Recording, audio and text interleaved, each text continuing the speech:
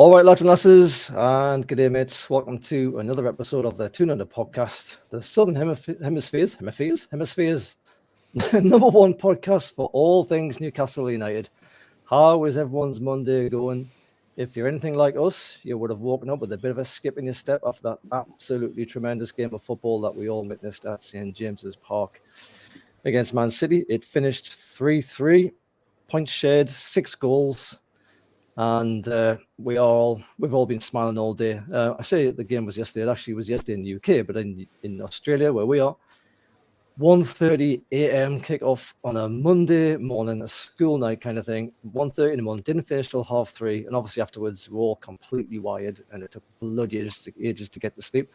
So in case you're wondering why we all look like a bunch of knackered people, that's exactly why we all look like a bunch of knackered people. So before we get into the game, we're going to go through the game, the goals, and some of the key points. But before we do that, quick hellos from Keegs. Minor flag winning Keegs down there in the city of Geelong. I think you've been living it up since Geelong won that minor flag. Keegs, how are you going? Yeah, good, mate. Yeah, just come back from the party down the main track of Geelong, down Moorabool Street, celebrating another minor premiership. So, yeah, season's over now, so let's enjoy the off-season. Yeah, you're not too confident in the finals, are you?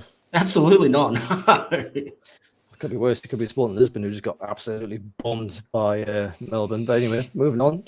Bobby, also down in Victoria, in Ballarat. It's been pissing down all day, I think. Your Tigers have just squeezed in to the finals, I think. Facing my Lions in the next game. Yeah. How are you going, mate? I'm good, mate. Good. Tired, but yeah, good. And a bit more confident about my Tigers in the finals than Keegs is about his Cats, I think. I think he's just trying to lure us into a false sense of security. But anyway, look, we're talking about the wrong type of footy. Wrong type of footy. We're talking about egg chasing here, but we really want to talk about the proper deal, the main deal here, which was the Newcastle against Man City game, as I've said, 3-3 draw. So we're going to get into the game in just a moment, but we'll first of all have a look at the teams. Starting with Newcastle as the home team, of course. So in goal, Nick Pope, and then it was Kieran Trippier picking up the captain's armband. Then it was Fab Shah and Sven Botman and Dan Burn at the back. Bruno, Joe Willock and Joe Litton in the middle. Then you had Miggy, Alan Saint-Maximin and Callum Wilson up front and on the wings. And on the subs, we had Dubravka, Lascelles, Ritchie, Kraft, Wood, Fry and Razor, as Craig likes to call them, Murphy, Anderson, and Sean Longstaff. And for the visitors, it was Edison in goal, Walker, Stones, Ake and Cancelo at the back. Then it was Rodrigo, De Bruyne, and Gundogan. Gundogan, is that how you pronounce it? That's something like that. Anyway, I'm just going to keep up with these bloody names. Then it was Bernardo, Haaland, and Phil Foden up front. So just coming back to the Newcastle team. Any surprises, first of all, Keegan, from you with that lineup? How did you see that looking for us facing the English champions? Yeah, it's sort of interesting, but it wasn't interesting. I was leaning towards Bobby's sort of way in the preview, where we might play a back 3, back 5 kind of way and see. But then, yeah, when the teams landed, and you just thought, well, Eddie's backing the boys in to do a job. Like, he doesn't want to park the bus like other people have before and sort of hang on for dear life for 90 minutes. He's actually going to have a go at him, and have a go he did. Well, he said that in the lead up to the game, didn't he? In his presser before the game, he said he wanted to get in the faces. I think that was setting the scene. But it's one thing to talk about it, and it's another thing to actually physically do it in the game against a team like City. Bobby, any surprises in that team for you? Any issues with that? I think it pretty much picks us up, doesn't it? Really, the team picks itself. We've got not as much depth as a lot of other teams, so our first choice 11 sort of picks itself. But I was surprised he went head-to-head with Man City. I didn't think at the stage of development we're at that we could do that and take them on, but I was wrong, and I'm glad to be wrong. Yeah, absolutely. I saw a few people on Twitter, the experts and all these things. Not really, but they were saying, oh, you need to do 5 at the back, 4 in the middle, 1 up front. Don't play. They're even saying don't play ASM because you'll just get crucified by Carl Walker down the wing and that. And we'll get on to that in a minute. But yeah, that's not exactly how it turned out, was it really? Not at all. And then moving on to City, Keegan, anything I mean, obviously they've got the beast up front. Haaland, Foden's a brilliant player. De Bruyne, absolutely sensational, and quality keeper between the sticks. Anything in there that made you particularly kind of twitchy? Yeah, the size of Haaland when they were in the tunnel before they went out. Like, bloody massive. He's a fucking giant. Like, I didn't really look when it's hard when they play because you don't actually appreciate the size of him because he's very rarely when they're playing and moving. It's hard to compare him to other people. But when they're just standing still in the tunnel, he was bloody head and shoulders above like the three blokes that stand in front of him. I'm like, oh my God, this guy's a beast. Yeah, absolutely. Yeah, I think he's taller than Botman as well, and Botman's not a short lad. No, he looked like he was coming out for a freaking Rocky 5 or something, mate. Strong Drago vibes. Yeah, and Bobby, same question to you. Really, anything in there that kind of jumped out as a sort of an interesting choice, or just basically fear? Nah, I think I was glad to I think they were trying to attack too. So Phillips on the bench, Mahrez on the bench. They had a lot of ammo on the bench coming off, so I was a bit worried about that. But the team was pretty much like we expected. Yeah, absolutely. All right, well, let's get into the game then. So Newcastle, kind of as we might have expected, off to a pretty poor start in the first few minutes. Hemmed back by Man City. City had all the ball. Newcastle sitting deep. Kind of like how I expected the entire game to go. I predict this game to be a 3-0 defeat. And to be honest with you, I was kind of being a bit generous with myself. I just didn't want to. And Keegan, we were talking about this before we came on air. We were probably really, in truth, expecting a 5-0 drubbing. Like, it was just one of those kind of things. You're thinking, yeah, we're going to get stuffed here. But I'll say 3-0 because I don't want to sound like a proper loony online or whatever, But but those first 5 minutes, you're thinking this is kind of exactly how I was thinking this is going to turn out here. And sure enough, 5 minutes in, brilliant work by Silva. He's been left in far too much space. And he whips the ball in, and it's Gundogan on the end of it. And it's interesting, this goal, actually, really, because Gundogan almost loses the ball. The kind of first touch takes it a little bit away from him, and it takes it slightly behind him as well. And I think he's actually assisted by Willock, because Willock comes in to challenge him, and he actually kind of kicks Gundogan's foot as he's kicking the ball, and he sort of, I think it probably would have went to Pope's left, and you can see Pope sort of move that way as well, but it ends up, because of Willock's action, it goes to the other direction, and Pope's basically stranded. And you can see from the slide we have on the screen here, if you're on YouTube anyway, Bernard there, he's got tons of space. He's been closed down a little bit, but the ball's already gone. Joe's too late to get a foot in at this point.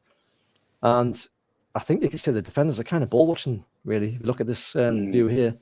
And Gundogan just moves into space. It's a fantastic ball in fairness. And Pope, in the end, didn't have much of a chance of saving this. Keegan, pretty terrible start to the game, really, wasn't it? Exactly what you do not want to have against City. Exactly what I thought was going to happen. Like you, I thought that was going to happen for 90 minutes. But it's actually, if you watch the goal again, Trippier's basically marking him back shoulder just before that ball gets put in. But Willock at the edge of the box alerts him to see Foden at the top of the screen there. That Foden was going to make that late run. So Trippier actually peeled off and went to mark Foden, which left him unmarked. And Willock didn't actually come in to sort of like replace him. And that's how he ended up with all that time in the box to have a touch and then get a shot away, because Willock had sort of, not blaming Willock a little. Well, I suppose I am blaming him a little bit. He took Trippier off him, and then he didn't actually cover. So that's how he got that space. Like, don't get me wrong, it's a great ball, and he probably had too much time on that wing anyway. But absolutely, it was just a miscommunication between Willock and Trippier in the box, and then that's what happens against the best teams. Well, you say miscommunication, but good players make these kind of runs to create those situations for other players, Yeah, so it's really good. But and in the end, you're right. Trippier ends up basically defending nobody. He's kind of in between the two players. Bobby, with that all said, do you think we could have done any better here? What could we have done to? I mean, could we have stopped that ball going in the first place? Because Silva was in a ton of space. Yeah, definitely. I think there's about 3 or 4 mistakes in that defensive setup right there that led to the space being created for one of them. You can see even Haaland Shah didn't know whether to go or stay, and perfectly put Keegan. It was Trippier that had Gundogan on in sight and then was worried about Foden behind him. So they all sort of pushed over and left the space there. But definitely the covering of, you can't give Silva that much time on the ball. He's going to put in a great cross. And even Pope, I'm a little bit disappointed he didn't come a little bit further in to read that situation. But, all better in hindsight, isn't it? Well, look, it's 5 minutes into the game. I mean, he's probably still freezing cold. Hasn't warmed up. He isn't kind of limber enough. You can kind of excuse these sort of things. It was a terrific bit of play as well. And as we say, you were thinking to yourselves, oh, bloody hell, here we go. 5 minutes in, already down 1-0, quicker score incoming. But truth be told, from then, Newcastle started to really get into this game, didn't they? So from the first 5 minutes, it was like very much City. And then the next 5 minutes, it was kind of a bit back and forwards. And then really for the next 15, Newcastle were just swarming City. It was like someone had flipped a switch, really, and they kind of got a kick up their arse from that goal, kind of woke them up a bit, and they started really coming into this game and taking control of it. And I mean, with all that said, it was like 17 minutes by the time we actually got a shot away, a goal. It was lovely work by Bruno Joe and ASM to feed Miggy, and he just blares it over the ball, over the bar, and you're thinking, with all the things that have been said about Miggy and Jack Grealish and all that kind of stuff, you're thinking, this might be playing on his mind a little bit, maybe. But we'll get on to him in a minute because he kind of makes up for himself a little bit with that. But Newcastle all over Man City, and a lot of the play really was down our left, like it was down Man City's right. It looked like a deliberate tactic for ASM in particular to be targeting Kyle Walker at the fullback position there. Keegan, do you think that was a proper tactic, that we had identified a weakness in Kyle Walker, who was, an England international, seasoned professional, bloody good player, very fast as well? Or do you think maybe that was a little bit more organic and just a consequence of Maxi doing these runs like he always does and kind of realizing, hey, I've got a chance to take on this guy? What do you reckon?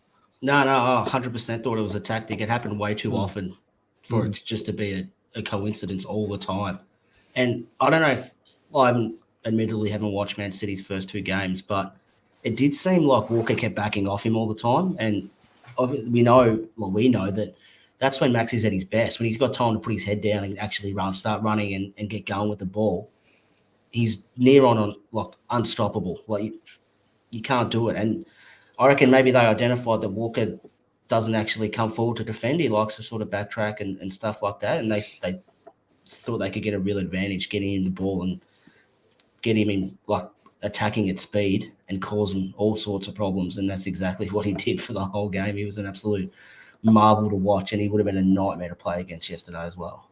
Yeah, kind of shades of the Brighton game. I'm just thinking, really, Trossard was identifying and taking on Trippier quite a lot down our right-hand side as well. So it's just wonderful to see actual tactics being employed by a competent manager with a group of players who have been well drilled. They've had a full preseason, obviously, and they know what their jobs are. They know what they're doing, but also they have the confidence in what they're doing. They have that belief, and obviously they have the fans behind them as well. Bobby, would you agree that was an identified weakness in Man City and something that Newcastle were focused on taking advantage of? Yeah, I think everything we do is deliberate now. So everything we do is a tactic from Sir Eddie. I think he's got it all wrapped up. You're right. He's got tactics are brilliant. I think Walker's very good going forward. One of the best at going forward, but he is suspect at defending players with a bit of trickery and a bit of drive. So, yeah, I think for sure it was a tactic to get at him, and it opened up more space. So, fantastic to see. He'll be having nightmares, won't he? After that masterclass from ASM. Well, look, all that pressure down the left led to a goal by War Miggy. It was on 28 minutes. It was at the far post. He actually, I thought initially it was by his head, but it wasn't. He actually kneed it into the goal. That Shola-esque. Dex, one of our fans of the pod, friends of the pod as well. He said, like, did you enjoy that Shola-esque goal from Miggy? And a bit more Diami as well. It was a bit one of those kind of goals, wasn't it? But it was a brilliant bit of work by ASM again down the left. Initially ruled offside. Let's bring up the slide here. The work from ASM, you can see the ball's already in play. He's already whipping it in. Two things I like about this. First of all, the vision from ASM to see that Miggy's stand at the far post in a bit of space. He's in front of his defender, which is pretty poor defending, really. And also, I imagine he saw the run from Willock as well. You can see that indicated here. Willock has started to make a run into that bit of space. And it's a lovely ball from ASM. We don't get to see that enough, not as much as we really should. But it was a beautiful ball across. It was ruled offside initially, and I think that's because they thought it took a touch along the way or something. I'm not exactly sure from this particular slide where that touch must have came from. Wilson, perhaps, I don't know. But it doesn't touch Wilson. It doesn't touch Willock. And it almost bloody well didn't touch Miggy. He's kind of fallen over to get the ball in there, isn't he? Keegan, we've mentioned a few times, but or rather we will mention a few times during this poddy, but ASM, when he's running and he's crossing and he's making the right decisions, he's absolutely electric for this team, isn't he? He's unplayable. Honestly, he's unplayable when he plays like this. And the same thing happened where Walker backed off him again, and he just ran straight at him, and then he managed to get that cross in. And then, I still don't know what or how he's managed to steer that in from that position that he's in. But yeah, I think they must have thought it got a touch off Willock. Like that's the only thing. But even then, I thought the benefit of the doubt went to the attacking team anyway. It couldn't be a touch off, unless it was the thing that's touched Willock, who was into an offside position. So he nicked, point, and then it's like maybe come off his knee or something, like nicked off his knee. Come on, mate. The benefit of doubt goes to the big six clubs. Not the attacking team. Oh, that's us now, though. That's why it just depends who's the bigger club when you play them. But still, absolutely. The linesman's. It's actually he's behind all this, so he's sort of guessed really. Which he did. Yeah. But he's got himself into a wonderful position to, and I think that run from Willock's really put off the keeper a bit as well. But who cares? You know, we've said before in this pod, like I don't care if it bounces off your cock and goes in. Like as long as the ball goes, as long as the ball goes in, who cares how it goes in? You know what I mean? And Bobby, first goal that is conceded by City this season. I mean, obviously it's only the third game, but still, first goal conceded. And the man who was mocked by Grealish at the end of last season, you couldn't have asked for a better score of the first goal, really, could you? And he got to celebrate it twice as well because of VAR. Yeah, exactly right. It was good. It was great. I mean, War Flags did a nice presentation for Miggy as well, so it all just fitted in. But if Miggy's going to score a goal, that's how he's going to score a goal. I wouldn't give him time and space to try to get it in. His finishing isn't the best, so but yeah, it was good in the end, and glad it went through. ASM, I will say, he has started. I think pre-season he worked very hard in his passing and distribution and getting it in earlier. I think that's one of the things I've noticed about his play this season. He has looked to pass a little bit more. So yeah, this game was a great show of what he can do when he actually gets the ball in. Absolutely. We've talked a few times about do you stick or twist with this guy, and you see some games where you think, oh, his attitude's all wrong. And you see games like this where you think he's unplayable. He's worth 200 million quid. He's just sensational. You know, there's one of those players. All right. Well, leading up to that goal, Newcastle had 94% possession in the 5 minutes beforehand. 94 possession. That just gives you an idea of how incredibly well Newcastle were doing after going 1-0 down to the English champions. You know, sensational. Even the commentator said, you know, you'll never see a stat like that again versus City this season. 95 possession in the last 5 minutes to Newcastle. I mean, that's obviously slightly hyperbolic, but it just really does just highlight how much control Newcastle had over the game at that particular point in time. And it's lovely to see them doing it from 1-0 down. Not 0-0, not 1-0 up, but from 0-1 down, taking it by the scruff of the neck, and they're really taking it to the opposition. Brilliant to see. It shows the character, doesn't it? It shows like the guys just that they dig in. They don't like drop their heads and say, "All right, it's all over." But as I said in the chat last night, I think this is the best I've seen us play since the Entertainers. You know, it was just phenomenal. That period was just absolutely brilliant. Yeah, absolutely. Hearing that a lot more and more from various sources. Actually, the guys who did the Optus football coverage They had Sir Les on, and he said exactly the same thing. He said this was reminiscent of the Entertainers kind of thing, and they're all kind of absolutely love this kind of game. Obviously, everyone loves to see a back and forwards open kind of game. You don't get them very often, especially not against City. But it was just brilliant game. Two teams going for it. It was absolutely fantastic.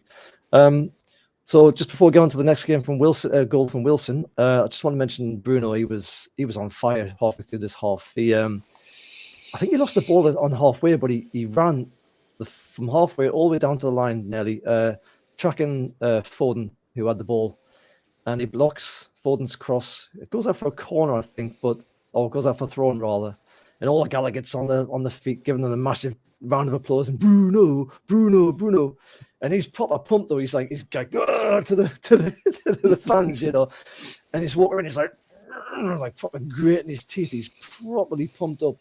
Almost celebrating just a tackle. It just really, at this point in the game, just really emphasized how much the entire team was, playing as one. It's just, we just don't get enough chances to talk like this about a Newcastle team against, some of the best opposition that you can face. It was just wonderful to see. Bruno was absolutely pumped. But anyway, 38 minutes. So it's 1-1, 38 minutes. We get another goal. And we start a dream a little bit, I think. It is Wilson. Who else? On the end of a brilliant pass from ASM again. So that's his second assist already. 38 minutes. First touch was brilliant for Wilson because it takes him into a bit of space. You can kind of just about see it on the slide here. It takes him into a bit of space on his first touch. It takes him away from that challenge that's coming in from, I'm not sure who that was, Stones maybe. And again, second goal of the season. And again, it's from the outside of his boot. Like he seems to, I don't know if he's been practicing this in preseason or something, but again, on the outside of his boot, probably the hardest option he could take. He beats Edison at his near post, I think that's right in saying. And Newcastle 2-1 up. Keegan first, what was your reaction when that went in? It was hard to contain myself and not wake everyone up. That was my first reaction, is how I balance my excitement and not get smashed by the missus for waking her and the kids Absolutely, up. But it's the same again. Maxi's run that I think it was Shah that played that long ball and identified a 2v1 on halfway with Maxi and Joe, and sort of Walker had to commit to Joel Linton, which left Maxi out the back, and the ball got out the back, and he had acres of space to go into again. And then that run and pass by that pass to Wilson, but that first touch completely wiped Diaz out of the whole thing. Like he sent him up to the bar for a pint before half time, and that finish as well. Like that's why he's the second best striker in England. Yeah, absolutely. That is Wilson all over that, isn't it? Bobby, that must have been just after 2 a.m. in the morning. Did you wake anybody up when that one went in?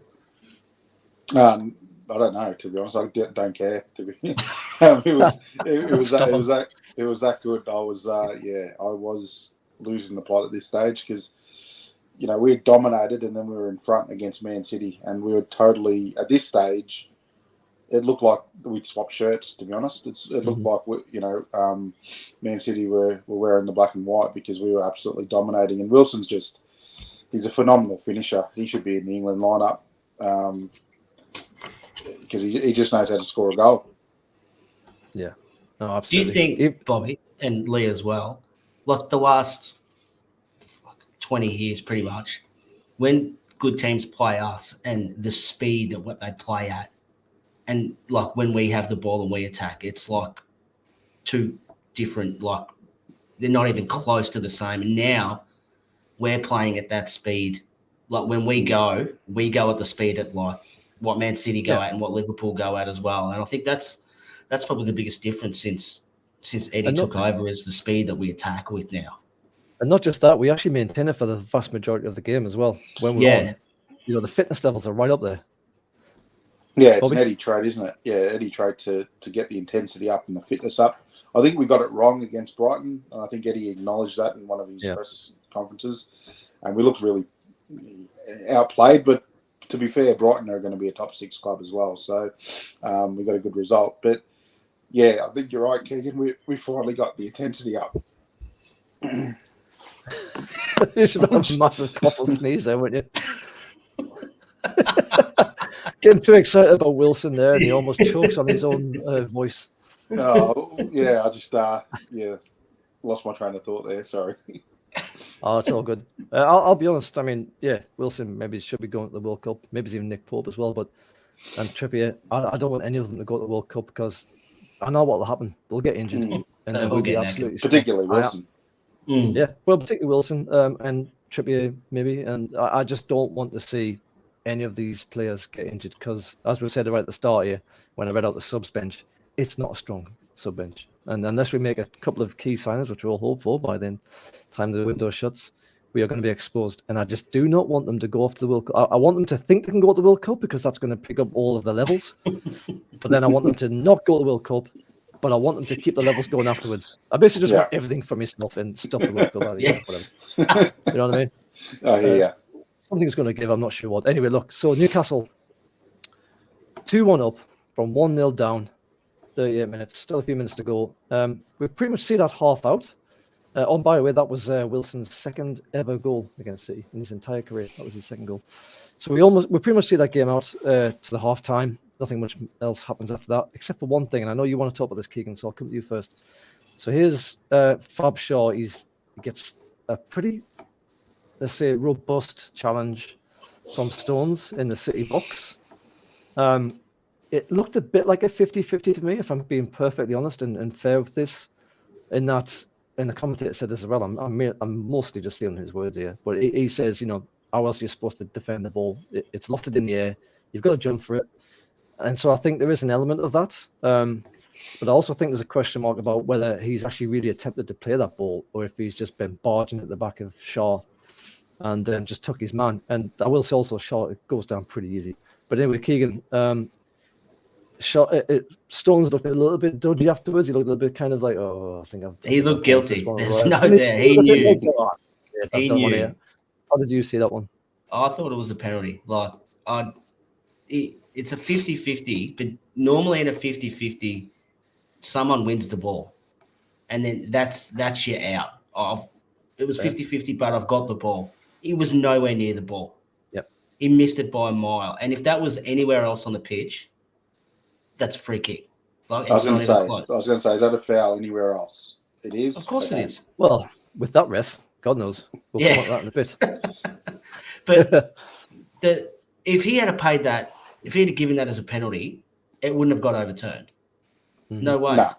No. It wasn't a clear and obvious error, was it? No. And Bobby, would you agree with all that? Yeah, most definitely. It's a penalty because it's a foul.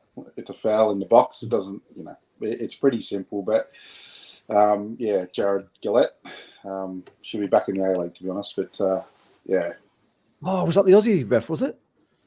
I didn't cotton on. Right. I didn't realise. Oh, well, that explains a lot. And no, he's used to referee in the Farmers League, isn't he?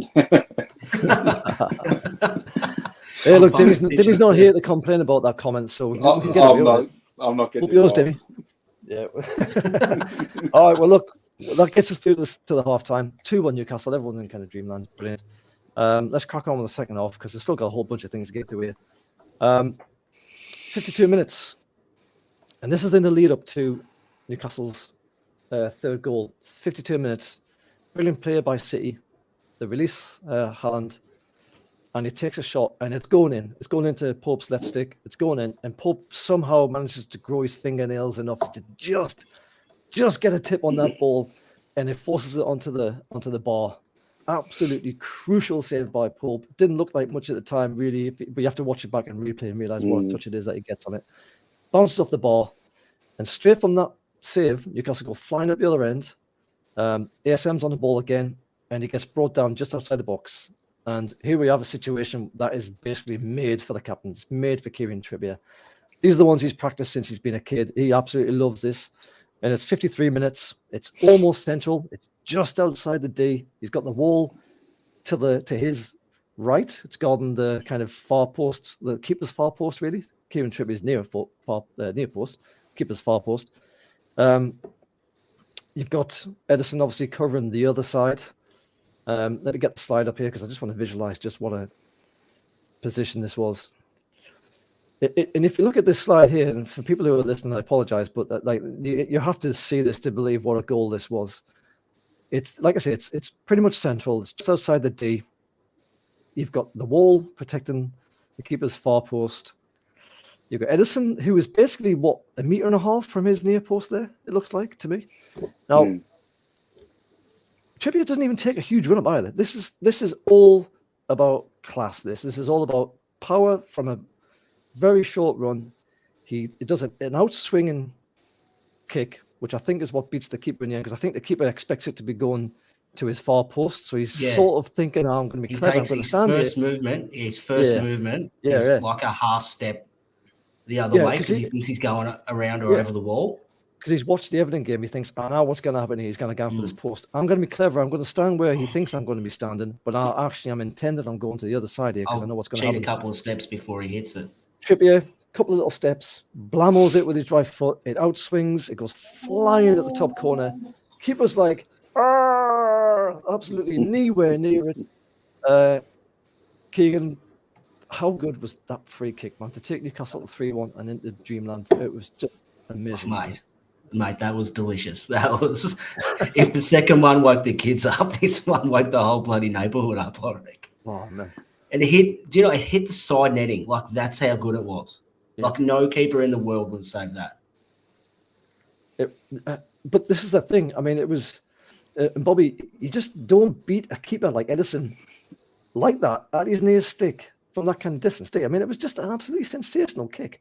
It was sexual. Like, you put that straight onto Pornhub, and you get a lot of hits on straight down it too much. No, like that was one of the best free kicks I've seen. I was in disbelief when he hit it because the power and where it went to, and Trippier, this is what he's going to be known for. What's it? 4 free kicks and all of them have gone in. So just he's a star, and we're lucky to have him. Yeah, well, apparently they said after the game that Shaw was having a bit of a word. He was saying, do you want me to Trips, do you want me to take this one, mate? Trips like, no.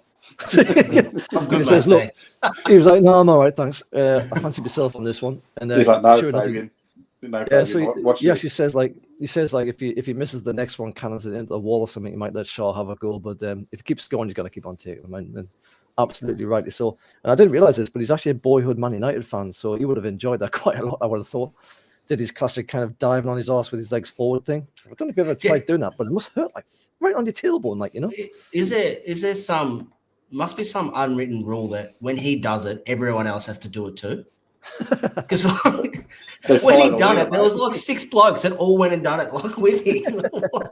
All walking away grabbing Ross. Like, oh, no. Everyone's got bloody grass stains up their ass. There's a great picture of it, and Botman is behind as they're running off, and he's just got this, euphoria in his face about that free kick. It's one of the best pictures I've seen of a celebration, and I think Botman is finally, is now acclimatised to Newcastle after that. He must be loving it.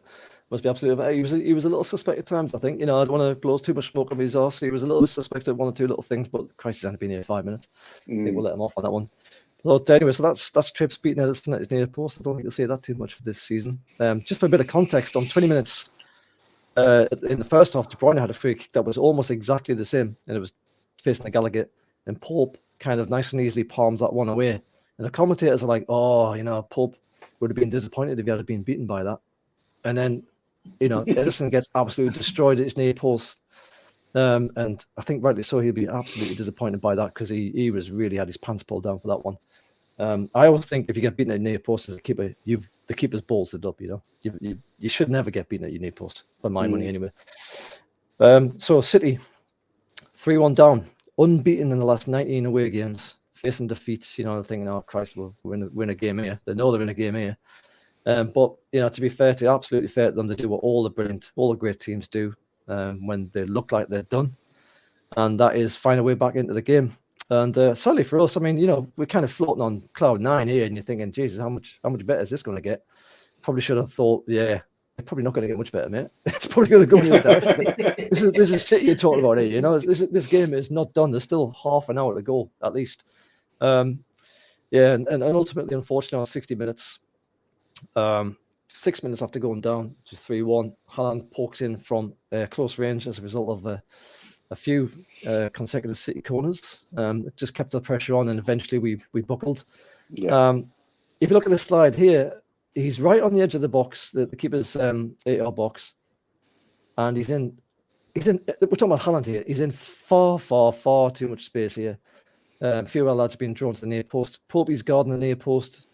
Neighbugger's really watching the middle of the pitch. Unfortunately, the ball comes right to him, and he's got a fairly simple finish. I mean, he has actually missed a few chances by this point, so you couldn't have been quite so sure that he would have gotten it in. But even at that, you're looking at that slide there, you think you're pretty much expecting him to score that goal, aren't you?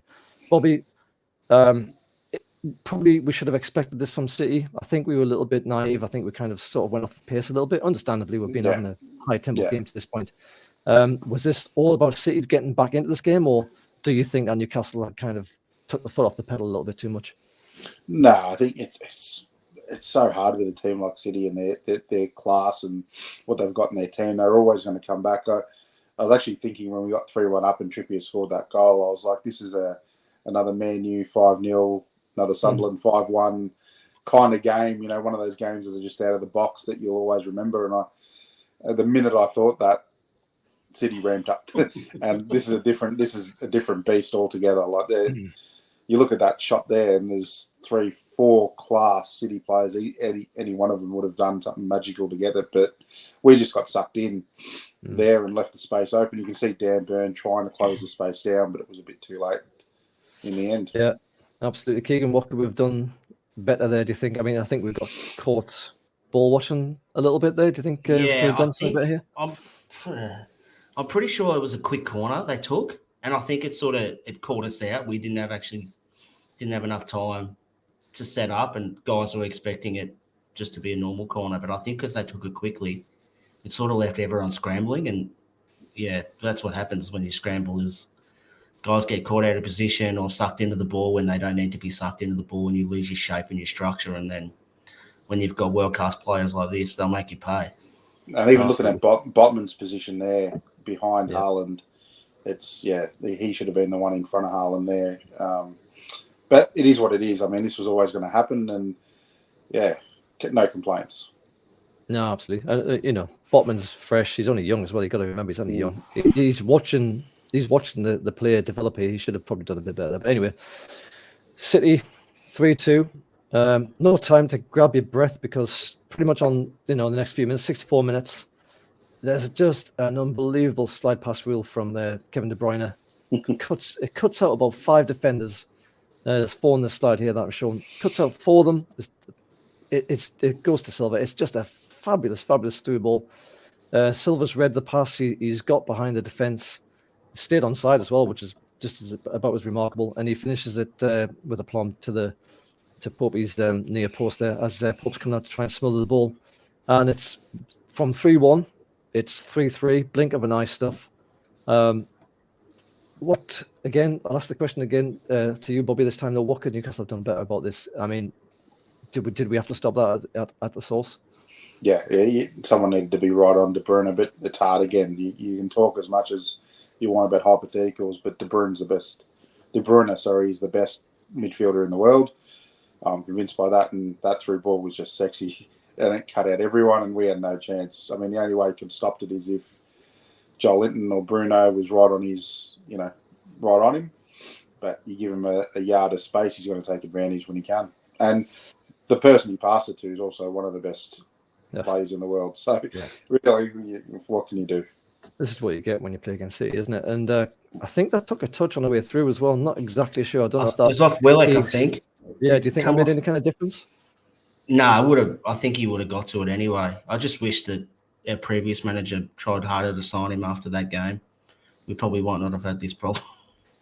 Yeah, all right. Do you remember that when he was walking past Bruce after an interview and he goes, "Oh, do you want to come play here next year?" I do remember that. Yes. Yeah. Sure, mate. Yeah, love to play with you.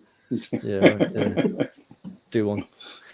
Yeah. All right. So 68 minutes. Or rather 64 minutes. It's now 3-3. And the eternal optimist in me is thinking, oh, God, it's going to happen again here. It's going to be a 4-3. It's going to be a Liverpool 4, Newcastle 3, devastating loss at the end, at least, because there's still, ages to go at the end of this game. 68 minutes. Eddie Howe does a double sub. He brings Wilson off for Chris Wood, and he brings on Sean Noggy on for Willock. Pretty much, I think we'd all agree that was just basically like for like fresh legs in the squad. I think we were starting to get a bit leggy at that point. Yeah, Wilson had complained about a hamstring, so I think he's a watch and see. We've got to be really careful with him, but we've got nothing else to come off from the bench, do we? So they're all going to be the changes we do all the time because there's not much else we can do at this point. No, absolutely. I mean, we could have brought on Frying Razor, Craig, but apparently he pulled up in training. Was it Keegan? In the warm up. In the warm up, he felt his groin in the warm up, so I think he stayed on the subs bench. He didn't pull out like the Cells did against Forest, but I don't think he was available. Fucking hell, I'd be in trouble. I feel my groin all the time. No, that's why you got hairy hands, mate. That's why you're going blind. Moving on. So 73 minutes. So that is basically the end of the scoring for this game. But there's still one or two things I want to talk about here.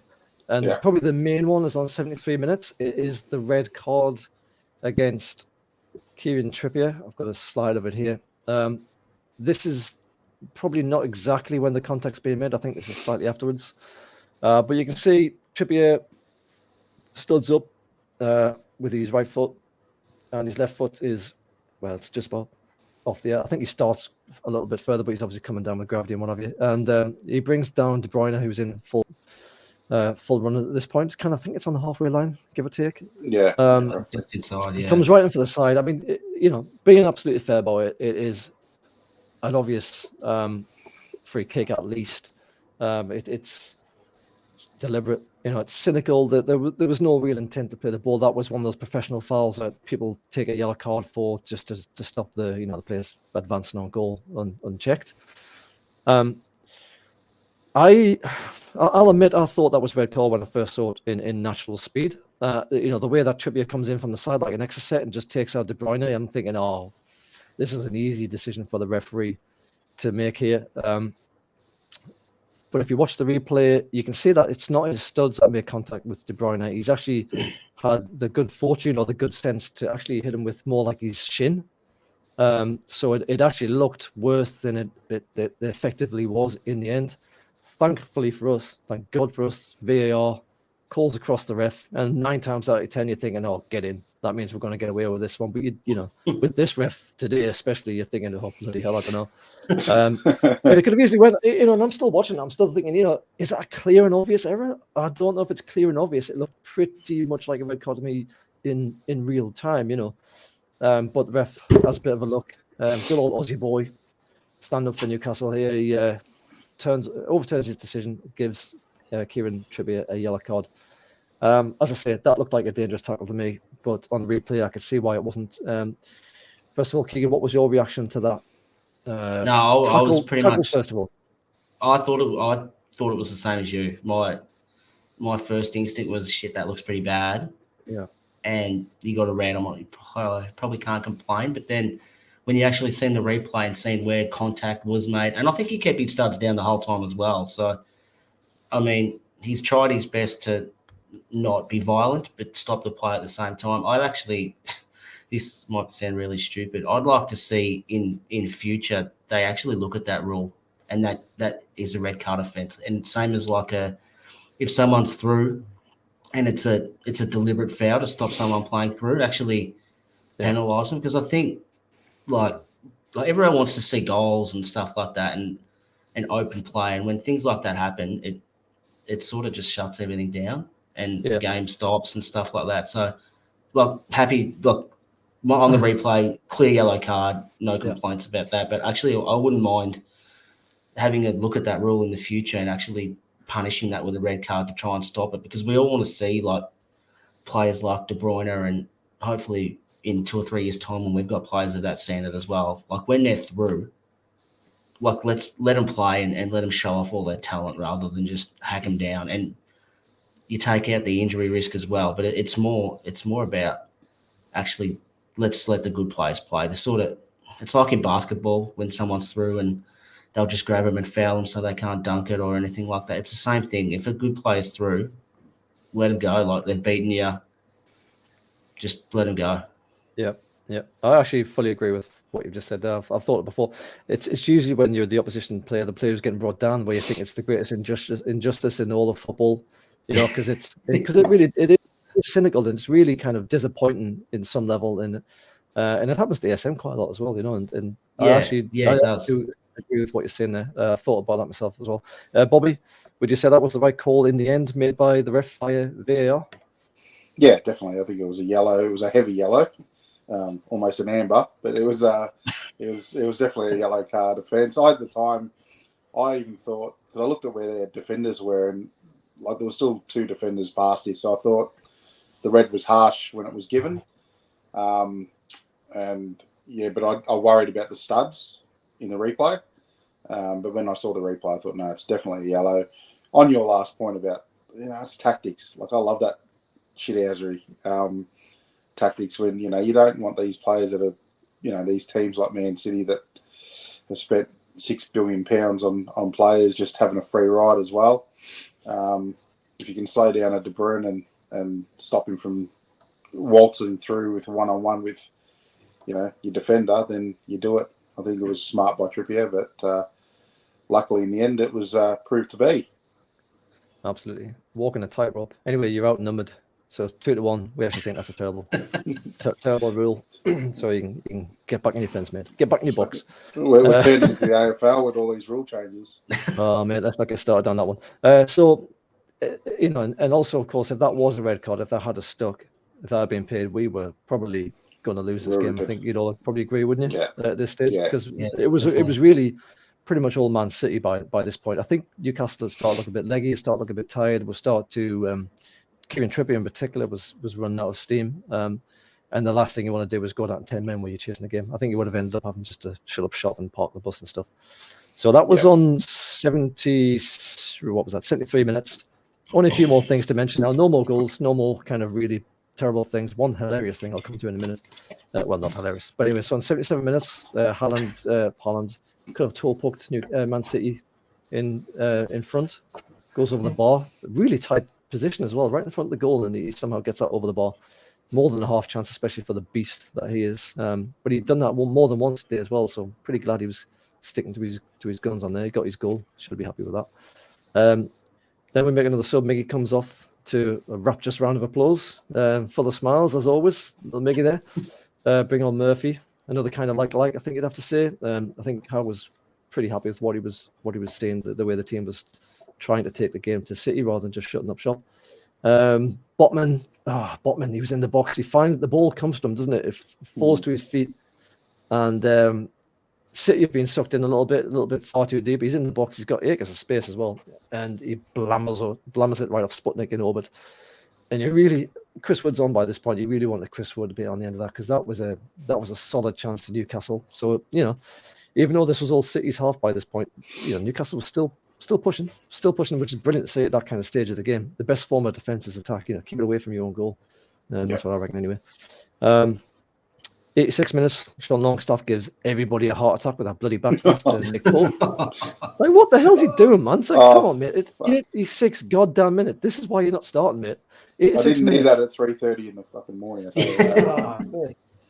Unfortunately for us, and I'm not so sure Dubravka would have been alert to this at this stage of the game either, as much as I like Dubs.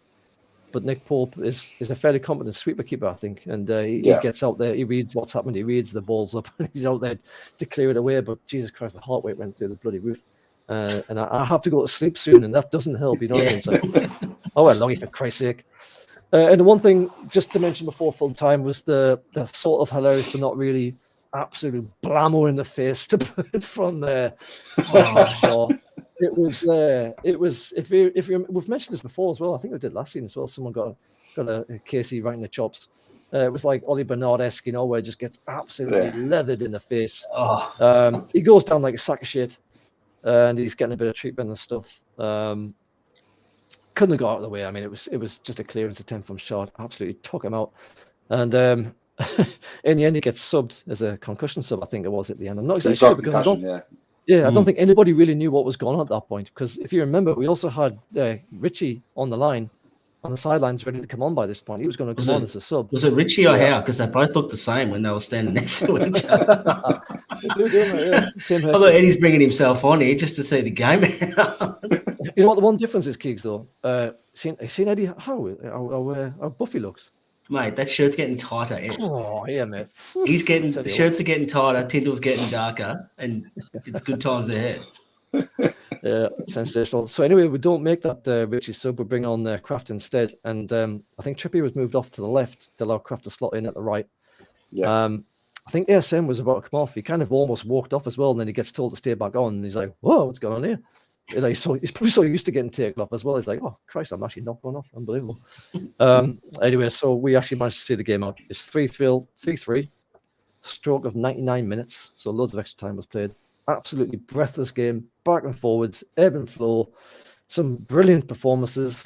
Excellent advert for Eddie Howe and his impact on this team. I know, Bobby, you're a huge admirer of Eddie Howe. Yeah. Eddie Howe talked this up as a real barometer of Newcastle's progress that they've made over pre-season, last season, and into this season. And on that subject, Bobby, I think I know what we're going to say here, but where does that put us as a barometer, if you like, of Newcastle? Given that we did really struggle against Brighton, we didn't close them down, we didn't get in their faces, we did the exact opposite. We did what we should have done then in this game against the English champions. And look what we get out of it. What were your thoughts on where Newcastle are after this game? The transformation's mind-blowing. Like, in such a short space of time, what Eddie Howe's been able to do from what Steve Bruce did to the squad to now is remarkable. And I think this will give the boys a lot of confidence. I don't think anyone will come to St. James's Park and have an easy day out. I think that's one thing. It doesn't matter who you are. I think every club will be fearful of coming to St. James's Park. The away form, we'll have to wait and see, because we weren't as great against Brighton. But maybe now Eddie will just say, let's just take them on wherever we are and go with these tactics. So in a barometer, we're top. We've got a chance of top 6. Let's see how the rest of the transfer window goes. I think we need 2 more players in to help our attacking or depth in that area. And if we get that, there's a big chance, because you look at West Ham and Man United that are in a bit of trouble. It really opens up that top 6. And I think Brighton, us and Wolves will be thereabouts. Oh, well, Wolves are our next opponent, I believe, aren't they? Next week. So that will be another test, I suppose. I mean, every game's a test, really. Keegan, just before we come to man of the match, which should be an interesting one, I just want to focus a little bit on Saint-Maximin. Now, we touched on it earlier. 3 assists. I think they gave him every assist for each of the 3 goals. It was a really mature performance. Like, if he's starting to listen to what he was telling them about making the right decisions at the right times, then this was the game that really highlighted that training coming through on the pitch. All right, he hasn't scored since January or whatever, and he probably does need to score some goals. But if he can play like that against English champions, we want to see him do that against every other team in the league as well, don't we? That was probably one of the best performances from ASM I've seen in a while. What did you make of it? Yeah, 100%. And I think he has had a bit of an indifferent start to the season, and I think he's still trying to work out the balance between running, passing, shooting, and all that sort of stuff. But he's getting there. And games like yesterday, I think it gives him confidence. Like, he's a confidence player. You can see when his confidence is up, he's unstoppable. And games like that against the opposition that we played against, I think gives him the confidence that he's on the right track and what he's doing is right. And if it works against one of the best sides in the world, maybe arguably a top 3, top 4 side in the world, then he can do it every week, and what he's doing is going to work. And it was really, really telling the interview on Sky Sports with him and Trippier post-game, and he'd sort of mentioned that Trippier had put his arm around him walking down, saying, mate, if you can play like that all the time, you'll be unstoppable. You can do anything. And I think he's been into him at training as well.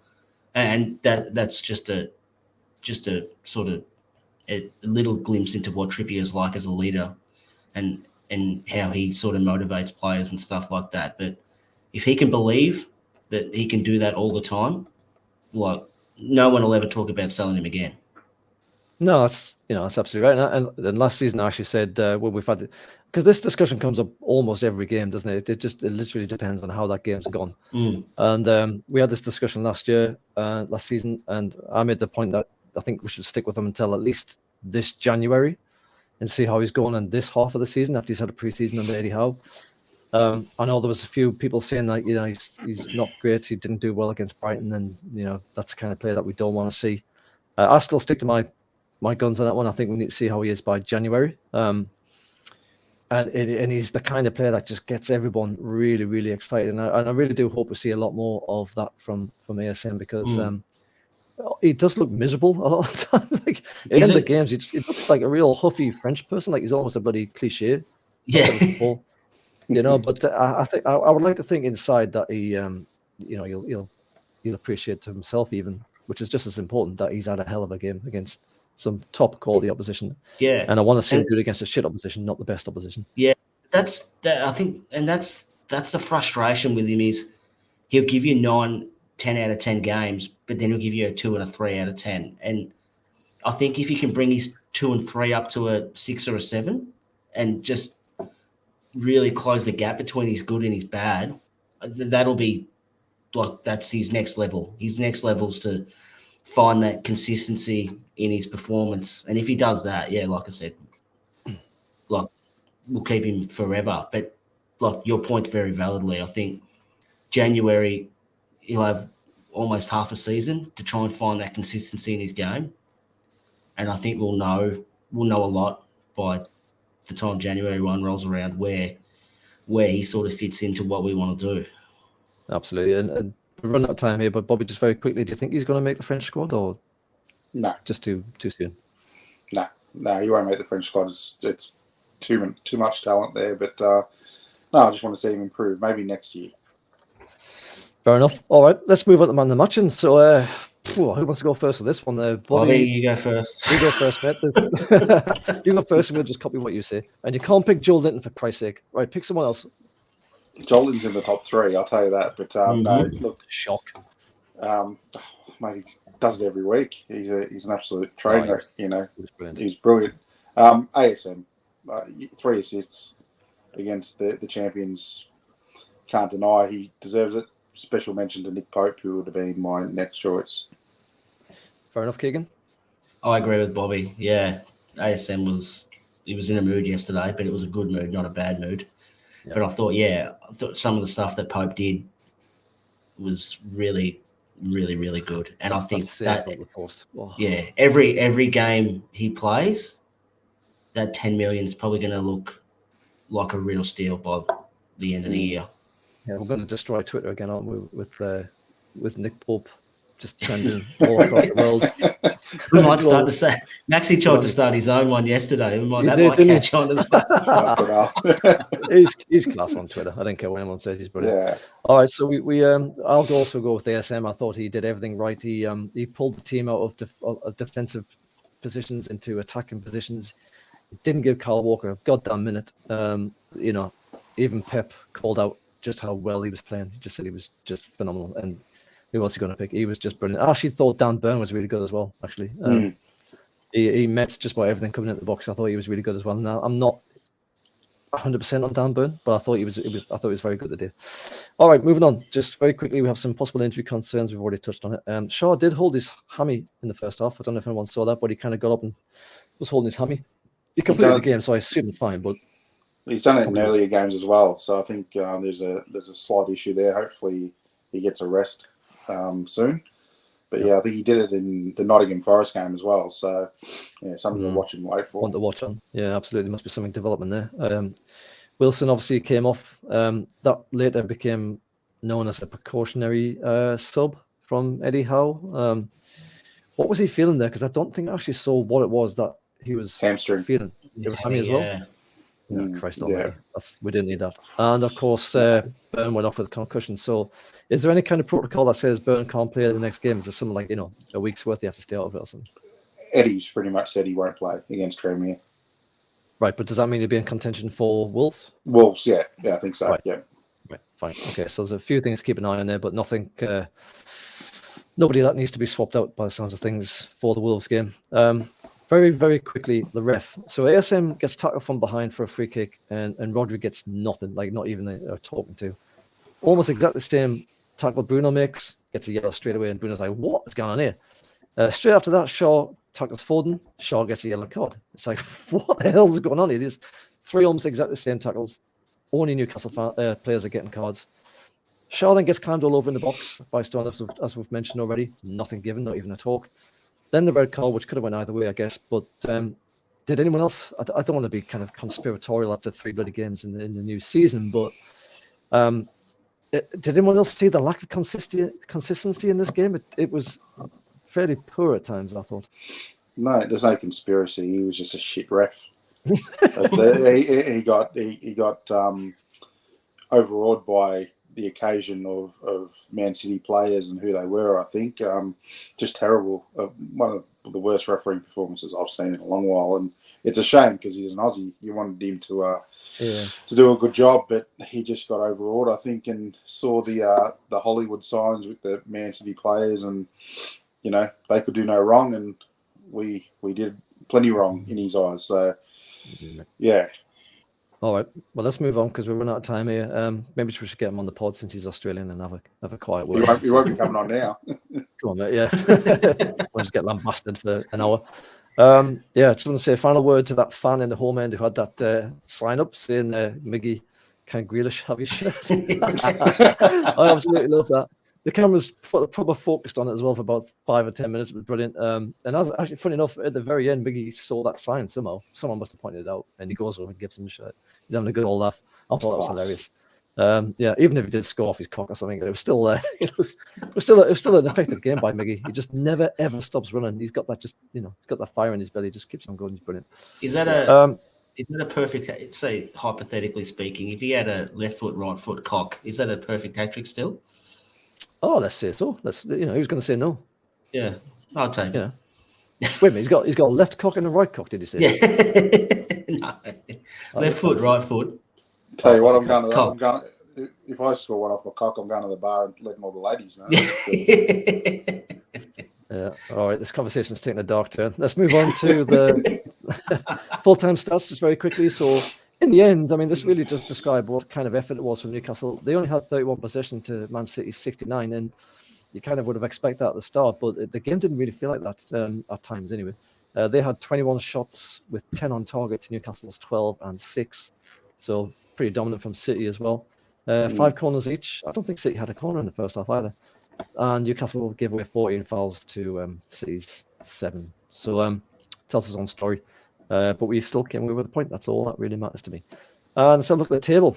Oh, here we go. Look at that. So we've actually dropped a few spaces. We've got 1 win and 2 draws. So we are sitting here in 6th on 5 points. You've got Brighton above us on 7 with that nice win against West Ham. You've got Spurs on 7, Leeds on 7. That's a sensational win against Chelsea. Man City not winning their first game of the season. And Arsenal, of all people, sitting at the top on 9 points with perfect records, 3 wins out of 3. Just end the season now, eh? Be nice. I think we've played Brighton and Man City, who I expect to be in the top 6, and Wolves coming up, who I expect to be up there as well. So it's a hard early fixture, but then it really clears up after Liverpool. And if we can hold tight and pick up these points as we are, yeah, we're a big show. It's been a great start to the year. I'm a big believer in playing these top 6 teams as soon as you possibly can in a new season, before they've had a chance to get into the stride, before they know what they're really doing and what they're about. Because once they get going, you can hardly stop them. Funny enough, Eddie Howe also said, he was asked, what was going through your mind at 3-1, and he goes, end the season. Just end the season. End it. Pass. I love Eddie Howe, man. He's brilliant. He is. I wanted him long before we're gone, but I'm very happy to have him here now. All right, so that's the end of the review of the Man City 3-3 Newcastle game. What a game that was. We've only got a few minutes left, so let's have a very, very quick look at the next game, which is Tranmere in the League Cup on, is it Thursday for us, or what is it? Thursday morning, I think. Yeah. 5 o'clock kickoff, is it, in the morning? Something like that. Yeah. Oh, God, they're bloody killing us with these games, aren't they? 5 o'clock kickoff on a Thursday. Bloody hell. All right, well, look, let's have a look at, just very quickly, because there's probably not a huge amount to talk about here, but one of the main talking points will be the team, and you guys have decided on this team for Newcastle. It'll be Dubravka at the back, then it's Richie, Dummett, Lascelles, and Kraft, and then we have Murphy, Anderson, Longstaff, Willock, and Ryan Fraser Ryan. I forget what you said now. Ryan Fraser, that's it. And then Chris Wood up top. So what's that? A 4-5-1 or is it a 4? What is it? No, it's the same sort of formation. 4-3-3.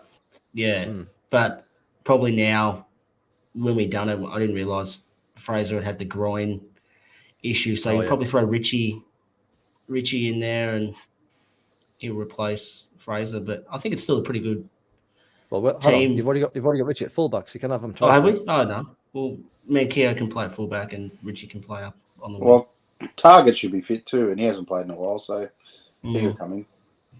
Yeah, fair enough. It's away, so it's going to be a farmer's field, and I'm not necessarily sure you want to have Target coming back from injury playing on a bunch of potatoes, and pulling up on his calf or his knee or whatever. So basically, what we're seeing here, Bobby, is that we're going to go with our second 11, I guess, because there's no real first 11s. Well, Willock's there, but that's essentially the idea here, is it, to give the second string a bit of a run out? Yeah, I think that's what you do, isn't it? Give them a 90-minute game or as close to 90 minutes as possible, and we should be beating Tranmere Rovers. No disrespect to them, it should be How many times have we said this? How many times have we said that? We should have beaten these pub team, and then we get absolutely walloped. It's the first time we've had a proper pre-season with a proper manager, though. So, we should be doing the business, and I think these players are good enough to hold their own. And I'm just looking forward to seeing Anderson play. I hope he gets a run and gets a start. Yeah. This should be a perfect game for Anderson if he gets up and running. All right, so just to finish this whole thing off, score predictions, Keegan first. I'll just go a soft 2-0. Just what I was thinking. Bobby? 4-1. Ooh, nice. All right, I'll go in the middle. I'll go 3-1. I think they might surprise us a little bit. They'll probably just blitzkrieg it until they get absolutely knackered, and then we'll take over. But in that blitzkrieg, it's not our first 11, so anything can happen. All right, so that is the preview of the Tranmere game coming up on Thursday. All right, lads, that has actually went on a lot longer than I really expected, but it's been a brilliant chat, hasn't it? It's great talking about a game against a team like City where you've absolutely bossed it for long periods of time, isn't it? You can talk about it for ages, can you? All right, well, thanks to everybody who's watched or listened, and especially if you've gotten this far. And please like, comment, and subscribe on all your social channels. You'll find us everywhere: YouTube, Twitter, Facebook, Instagram even. Bobby, you're still doing Instagram, aren't you? I am. It's flying at the moment. Get in. All right, so find us everywhere. Find us on your audio podcasts. Find us on YouTube. Please give us a little like and subscribe if you don't mind. Thank you very much. And we will see you for the next one, which should be a review of the Tranmere game and the preview of the Wolves game. So that'll be coming up later in the week. Keep an eye out for that. But for now, thank you to Keegan and thank you to Bobby. Cheers, lads. See you guys. Thanks, boys. See ya.